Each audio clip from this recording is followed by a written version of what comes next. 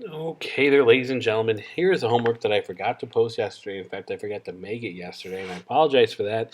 But thank you for a certain student, not to be named, Tyreka Smith, who reminded me and then called me out on it, which is a good thing to do because, hey, I wasn't holding my end of the bargain. So anyway, here's the homework I didn't post the other day, which I'm posting right meow. Okay. So, the first thing we have to do is establish what in the world this homework is really about, and it's about scales. So uh, obviously I told you complete the consolidation. You guys did that in class, and then now we're trying to do some scaling here.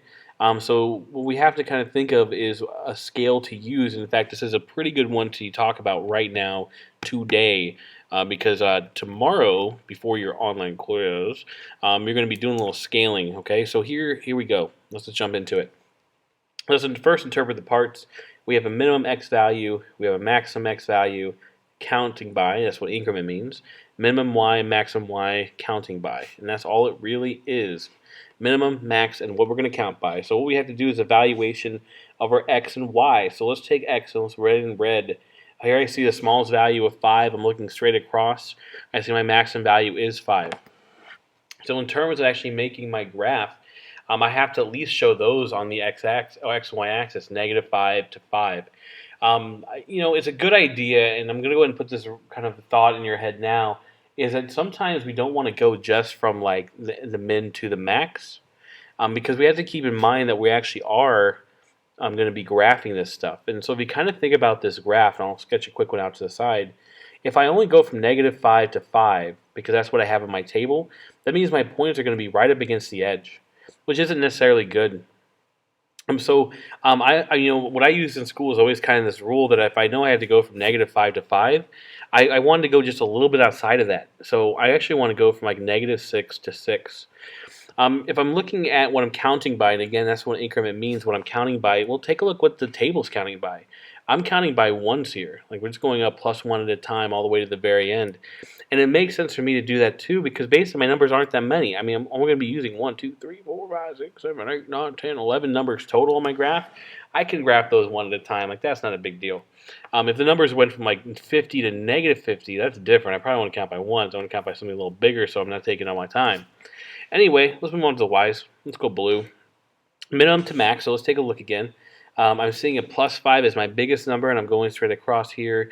-5 is my smallest, so I'm kind of in the same boat where I want to go from maybe just a little bit outside of it. So I want to go from -6 all the way over to +6, +6, all right? And again, because I only have so many numbers here, about 11 counting by 1 makes sense.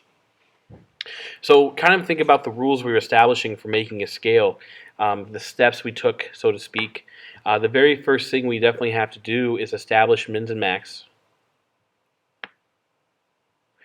And my caution to you is that we don't have to look at the first and last number.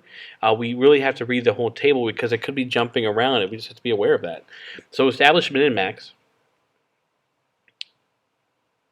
Mike's rule, Mr. Collins' rule, is that we're going to choose just outside of our range.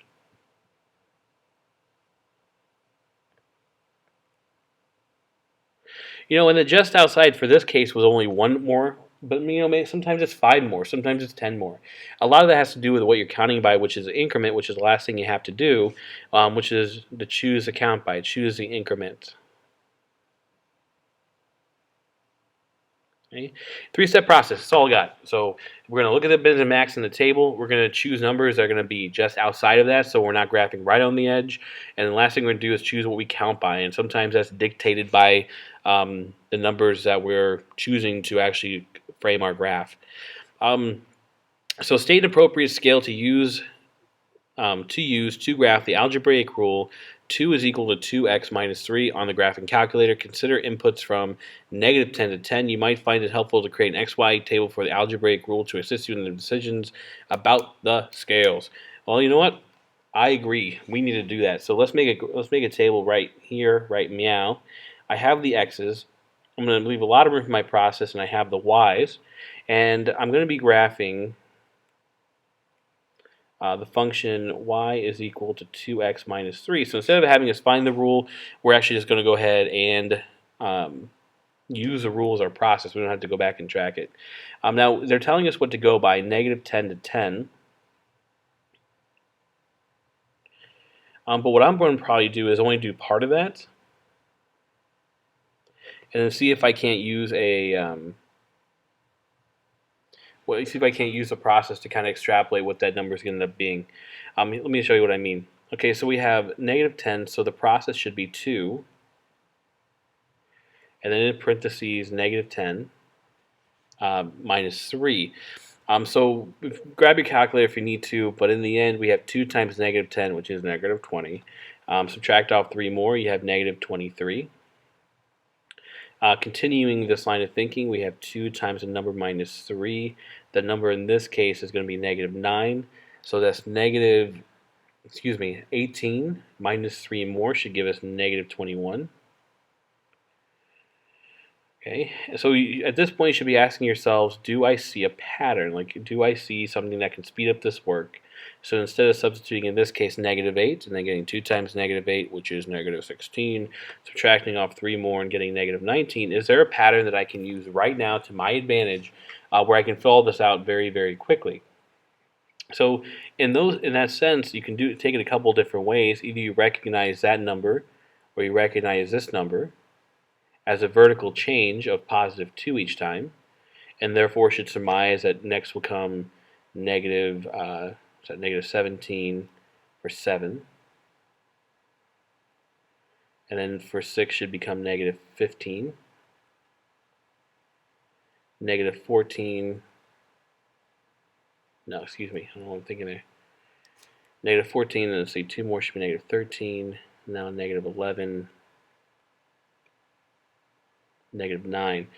So again, we can just kind of use this pattern of plus 2 each time to fill in the rest. It didn't say you had to use a rule to fill in the table.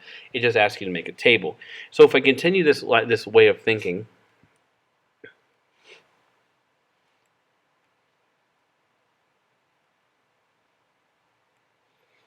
okay, not that green. Okay, so negative 2 should be 2 less, should be negative 7. See, negative 1 should be negative 5. 0 should be negative 3. 1 should be negative 1. 2 should be 1. Okay, so keep on trucking.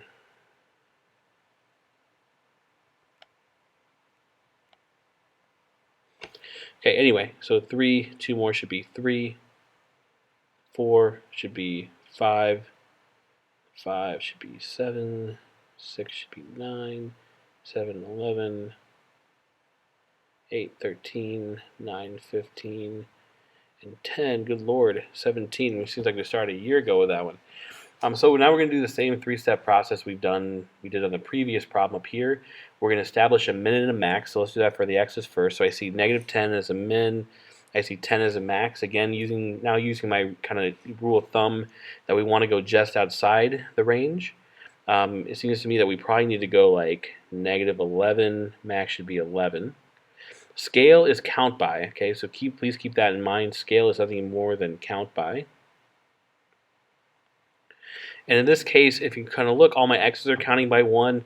There's not that many numbers between 11 and negative 11. I say let's just scale that guy about 1.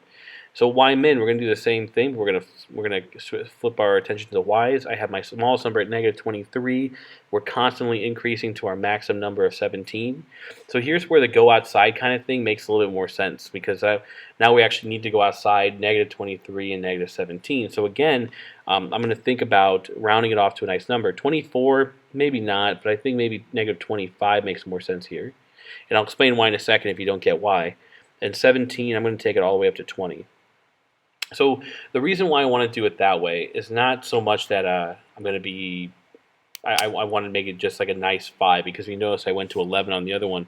But the reason being is because we have so many more numbers to cover here. Like going from negative 25 to 20 or negative 23 to positive 17, counting by ones here no longer makes sense. And the reason is there's too many values to cover. Like counting one, I mean, you're talking about 40, 50 values in between there.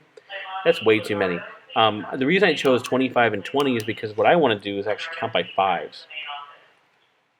And the reason I want to count by 5s is, if you can kind of count this with me, So if I was to tick off my graph, it'd be negative 25, negative 20, negative 15, negative 10, negative 5, 0, 5, 10, 15, 20. So if I were to count by fives, I only have that many things I'd actually have to tick. Therefore, it's going to be a good count. Twos are an alternative. Like if you want to bump negative 23 back down to negative 24, and then if you want to bump 17, say up to 18, for my max and min, like that's a good idea too. In that case, I'd actually make my scale 2. So like as a totally viable alternative, you could say, well, I want to graph from negative 24 to 18, and I want to count by 2s. I think that's just as good. I mean, 3s would work, a little bit odd to count by 3s, whatever you want. But again, we're always following these rules. We're going to establish a max and min for the table, choose numbers just outside the range for our graph, and then choose what we're going to count by based on the numbers we chose to frame our equation, okay? So here we have it. State an appropriate scale. Hey, you know what? More practice. So let's find the time in hours. That's our min. Let's read the whole table across. Yep, it's always going up, so 4 is our max. So let's go and write that in. So minimum x value is 0 to 4. So again, going right outside, I want to go from negative 1, and then I want to go up to, say, like 4.5, just outside of it. Well, that's an odd number, isn't it? Let's not do 4.5. Let's just go 5. So what we're going to count by, well, your first inclination might be to count by 1. That's only 6 tick marks. That's possible. But if I'm looking at my table here, I can make a basic observation that table is counting by 0.5s. So I think I want to count by 0.5s too. That's just going to make the graphing process easier. Repeating on the y's, we have smallest number 0, biggest number 240. Going just outside that range, I want to make sure that I'm thinking about what I'm counting by. I got to go below 0 above 240. What if we counted by, what if we counted by, say, 20s? So let's drop below 20 on that side. Let's go 260 on this side and count by 20s. And again, this is just from experience, but that tells me if I'm counting by 20s, there's not that many between negative 20 and 260 I'd have to count for. So kind of the explanation to that, and I'm going to put it horizontally. So let's picture this as an axis. I know this one should actually be vertical, but I don't have room for that. So that's negative 20, 0, 20, 40, 60, 80, 100. Then 20, 40, 60, 80, 200. 20, 40, 60. So that's all I'd really have to mark out. It's quite a bit, but not nearly as many if I counted by 10s, or God forbid, counted by 1s, all right?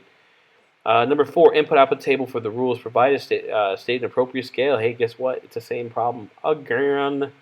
So let's look at our x's. We got min, we got max. So our rule that we established says go just outside of it. So I'm going to go negative 6 to 6, which is okay. I know 6s are weird, but we're going to count by 1, so I can definitely cover pretty easily. Let's flip the script. 25 is a max. Well, hey, wait a minute. This is why you just don't go to both ends, because 25 bookends, that's actually the biggest number I'm going to experience.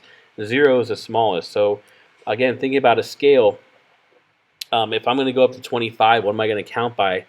That's a good question. I don't know what I'm going to count by. I think what I might do is go by 5s. So we'll drop down to negative 5 below the axis. We'll go up to 30 above it, and we'll count by 5s, which will give me like 7 points of contact, which I think are pretty good. Like that's going to be pretty good for this. Okay, so it always comes back to this. Like we're going to establish a min and max for a table, determine the numbers that we're going to put in our graph, and then choose what we're going to count by to actually put those numbers on the graph. Okay. I believe this is the last one. Oh, it is. Okay. In the study of electricity, the relationship between power P, measured in watts, and current I, measured in amperes, and voltage V is given by the formula. I'm going to write this down. P is equal to I times V. Graph the relationship between the power and current for a 12-volt battery. That's telling us that's going to be 12. In other words, the goal is to consider what graph scale makes sense for the rule. Oh, look, it tells right here. P equals 12I, or I12. Consider the inputs in the variable from 0 to 10 amperes. State appropriate scale use of the graph. You might find it helpful to kind of input-output table. But they're telling us part of it right here. Check this out. Look. They're saying go from 0 to 10. So they're already kind of telling us our x values. I'm going to go below it. So I'm going to go negative 1 to 11. I'm going to count by 1s because it's only like 12 things. I can make that.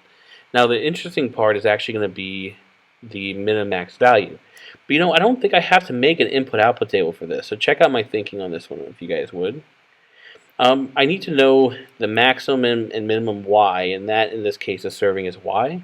But I already know the max and min values I'm going to actually use for my table over here. Here in particular, that's going to be my min, and that's going to be my max. So consider this. If I want the minimum y, I can probably use this rule to help me accomplish it. What I'll do is actually take the minimum x here, put it in for the I in the actual formula, and see what I get. Okay, so P is equal to negative 12. So instead of making my table, I could actually use my rule as well. Let's see that again in terms of the max y. So I have the P is equal to 12 times some number. And again, in this case, that number is 11, so I'll put it in for I. So we have 11. So P is equal to 12 times 11, which I'll do manually here. So P is equal to 132. Okay. So if you're looking at those numbers, I have to cover down to about negative 12-ish, and I have to go up to about 132-ish. So again, I have to think really careful what I want to count by. So here's what I think I'm going to do. Given that there's so many numbers to cover, my mind immediately goes to counting by tens. So what I want is to go from negative 10 to 130 or 140. I think probably maybe a little more appropriate because I don't know if I need to go over or under on that one. And then what I'm going to do is count by tens, which will give me about 15 points of contact. So if you're wondering how I'm going to count by tens or why I raise that to a negative 10, is to consider this. Like there actually are no inputs for I that are going to be negative. They all should be positive. And the only reason I end up with a negative 12 at all is because I started at a negative 1 for my value. P should never be negative, so negative 10 is more than enough, especially since we're counting by tens. And then for the max y, 11, 132, it's best to bump up just so you make sure you see everything. So that's going to be my min y. Okay, guys, that's it. Graph scaling. That's going to be the subject for tomorrow. We're going to be scaling us some graphs. Hope you guys had a good time with it. I will see you later.